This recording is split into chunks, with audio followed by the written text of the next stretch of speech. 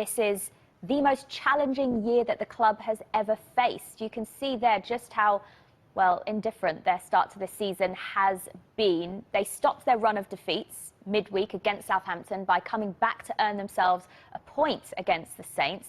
But this is looking like a really tough period for Arsenal, isn't it, Glenn? How do they get themselves out of this? I literally think they got to start right at the beginning, go back to basics, just try to be hard to be beaten. I just think that at the moment their issue is no one's scared to play against them. Yeah. I just think they got. And when was the last time we'd see Arsenal Southampton, and I think everybody fancied Southampton. Yeah. When was the last time you'd think that? It's crazy time. So I just think they need to get back to basics. Really be hard to be beat. Work their socks off and occupy their positions better. We saw them at Tottenham, for example. One pass took out like the whole midfield on 3 or 4 occasions. That can't happen. That's not good enough for any position in the league, and certainly not for Arsenal. So lack of discipline there in positional play. Lack of discipline as well with a red card. I think they've had 7 now in 33 games in the Premier League under Arteta. That's not good enough, is it? No, it's not. I think we should distinguish between the Granit Xhaka red card and the one that Gabriel received, for example. Yeah. Because that was, I think, just a little bit unlucky. Yeah. It's silly, though. Silly, but... It's silly. Inexperience there, rather than, losing his head. Yeah, I get what you mean. Our guys did.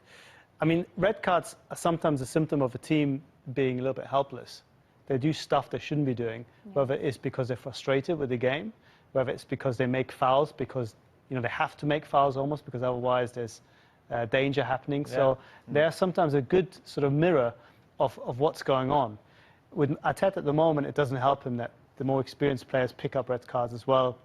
But I don't even know where to begin. I mean, there's so many things that are not happening for this team.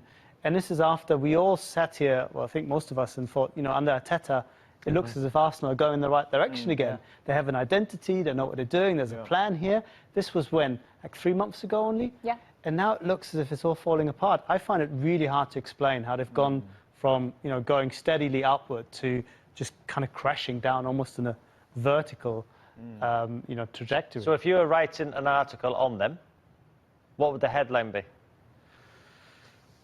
Why has it all gone wrong? And then you try to find out from people, what they're saying. I mean, I know, speaking to someone at the backroom staff, somebody quite senior, that they still, both him and Edu, still enjoy the confidence of the club. They still think these guys can absolutely sort it out.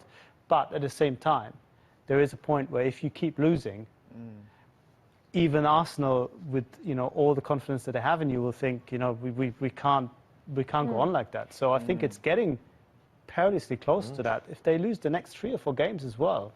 Yeah, it's tricky. And Edu's actually spoke positively this week, hasn't he? And said, these players need time. There's a lot of young players in this squad as well. So do we need to... It's hard because everyone talks about Arsenal and we think about Arsenal as this club that should be in the top 6. But when you think about when Arsene Wenger left, things haven't really changed a lot since then. Yeah, it's a big project, isn't it? Yeah, totally. And I think that's kind of been like, there's been a few months where it's they've sort of fallen away from their normal sort of identity in terms of, I wouldn't say that they're full of youngsters. In fact, I think their youngsters are actually their best players at the minute. Should they play more then? Well, you might as well lose with your youngsters. Yeah. You play the guys with experience and they're no better than the kids that are coming through. So, Saka's obviously been a fantastic highlight for them. But I'm thinking now, looking through their team, who can you sort of point to who can you focus on to sort of get you out of this sort of moment? And I don't know who I'd pick. Well, David Luiz, come on, the other night, didn't he? And he showed leadership qualities, but we know David Luiz, there's an error there, there's a red card there. But, listen to a lot of people tonight, when he came onto the park, at least he showed leadership qualities. Yeah, but his relationship with Arteta apparently isn't the best either. So that's difficult. But I think, there's 2 things. One is Arteta, who's a relatively inexperienced manager, trying to make the best of a situation that is difficult. But there is also, Jules, I think, where you hinted at, a structural issue. Since Wenger's left, and maybe even when he was still there, Arsenal have not been able to strengthen financially because they missed out on the Champions League now repeatedly. Then it comes down to maybe getting 1 or 2 players in there make the big difference. If you don't get that right, if Pepe, your 80 million buy, doesn't transform the team, if Partey can't stay fit, doesn't have the impact, then you're really struggling because the money isn't available at the moment to buy 3 or 4 of these guys every year. So you have to get the recruitment absolutely right, and I'm not sure they have, and that's compounded the issues. Was it right, though, that Aubameyang stayed? He got the new contract. Obviously, since he signed that contract, he'd been on a little bit of a goal-scoring drought. I think it's just been really unlucky for Arsenal as well in that sense. But we did see, let's focus on the positives from the game against Southampton, that Aubameyang back on the score sheet from open play, and it was a very Arsenal-looking goal, if we can call it that. Very Thierry Henry-esque, yeah, the way he finished it. But, I mean, with him, he has to play on the left, which works in some ways, but takes away some of the other things he can bring if he plays through the middle. It would also mean that he's very unprofessional. I don't want to think that way.